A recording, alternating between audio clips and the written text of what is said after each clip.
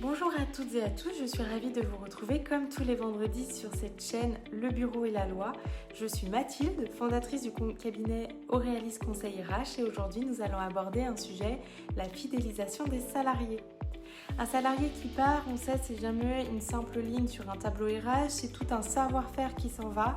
C'est une équipe qui va absorber le choc et parfois un recrutement qui peut coûter très cher, entre 15 000 et 30 000 euros par départ selon certaines études et parfois équivalent d'une année de salaire pour un poste stratégique.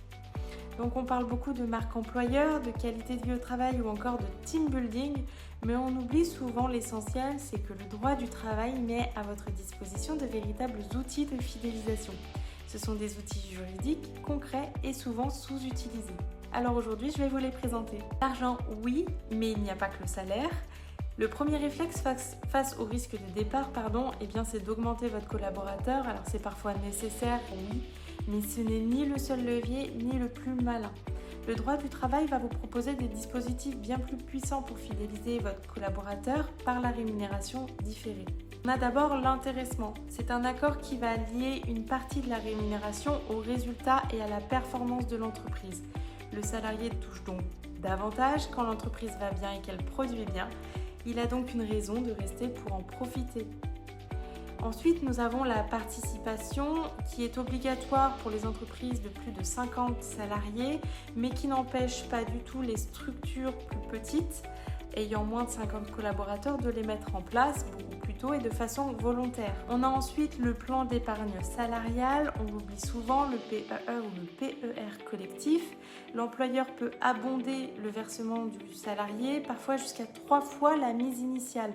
C'est de l'argent qui reste bloqué plusieurs années, sauf en cas de blocage anticipé, mais résultat, le salarié qui construit toute une épargne dans votre entreprise va y réfléchir à plusieurs fois avant de la laisser derrière lui. On a un autre levier, l'actionnariat salarié, donc là c'est pour aller encore plus loin, parce que c'est l'attribution gratuite d'actions ou une ouverture du capital aux salariés, donc c'est de faire du collaborateur un actionnaire, même minoritaire, mais ça change toute la nature du lien que vous avez avec lui. Il n'est plus seulement collaborateur, simple salarié, il va être propriétaire d'une partie de votre entreprise. Quitter un emploi ou quitter une entreprise dont on est propriétaire, ce n'est plus la même décision.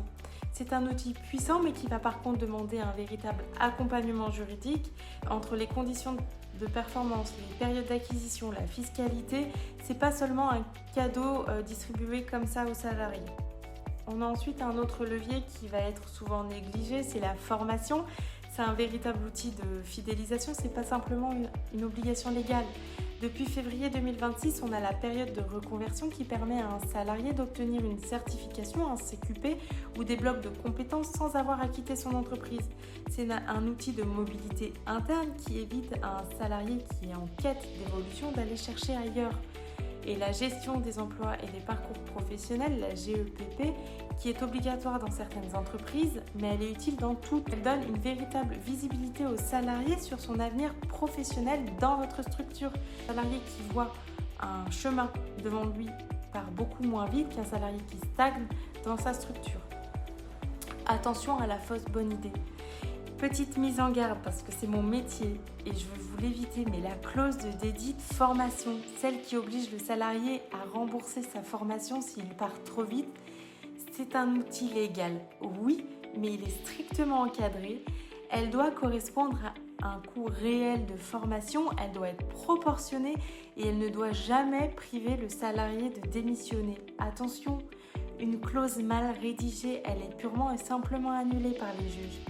Fidéliser, oui, mais pas enfermer votre collaborateur.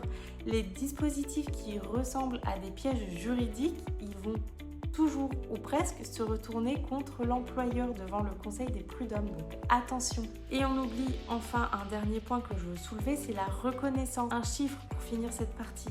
Selon une étude Great Place to Work, 72% des salariés se sentent reconnus, vont se projeter encore dans leur entreprise 3 ans plus tard, contre seulement 28% pour les autres. Tous les outils juridiques que je viens de citer, intéressement, actionnariat, formation, ne remplacent pas la reconnaissance. Ils la rendent crédible. Un accord d'intéressement mal expliqué, c'est une ligne de paye en plus. Même collaborateur porté par un management qui explique, qui valorise, qui donne du sens, là, c'est un véritable outil de fidélisation. Pour résumer, fidéliser un salarié, ce n'est pas seulement une question de salaire ou d'ambiance, c'est un ensemble d'outils juridiques précis, intéressement, participation, épargne, actionnariat, formation ou période de reconversion. Ce sont des outils puissants à condition d'être bien construits et jamais transformés en piège. La meilleure fidélisation au fond, c'est celle qui donne aux salariés une vraie raison de rester plutôt qu'un obstacle pour partir.